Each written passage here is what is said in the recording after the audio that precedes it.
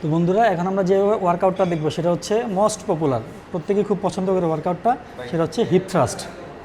আমরা দেখি ওয়ার্কআউটটা কীভাবে করে। হ্যাঁ, অনেকে ফোম ব্যবহার করে, আপনার যদি ফোম ইজি হয় আপনি ফোম ব্যবহার করবেন অবশ্যই।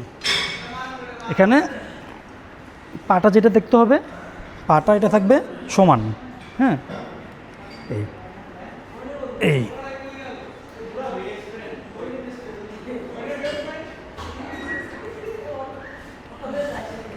এখানে যে বিষয়গুলো লক্ষণীয় সেটা হচ্ছে কখনোই ইগো লিফটিং করবেন না, কারণ খুবই একটা ইম্পর্ট্যান্ট এবং সেন্সিটিভ ওয়ার্কআউট।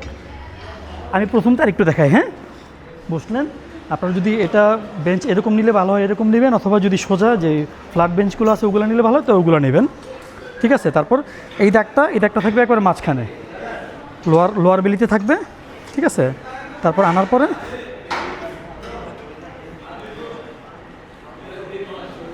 এই হচ্ছে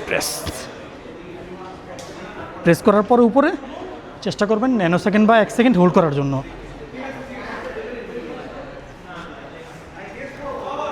ধন্যবাদ বন্ধুরা, আমরা দেখলাম হিপ থ্রাস্ট ওয়ার্কআউটটা কীভাবে করে গ্লুটসের জন্য।